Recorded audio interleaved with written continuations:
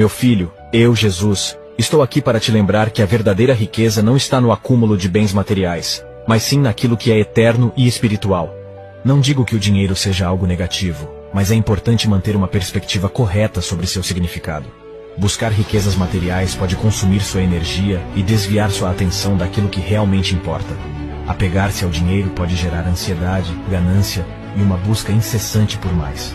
Porém, essa busca nunca trará plena satisfação e paz ao seu coração. Em vez disso, convido-te a buscar tesouros eternos.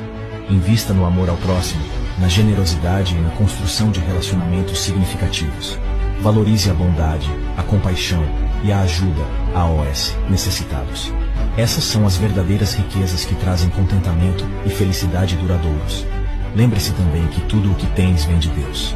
Ele é o provedor de todas as coisas e confia em ti para administrar sabiamente os recursos que Ele te confiou.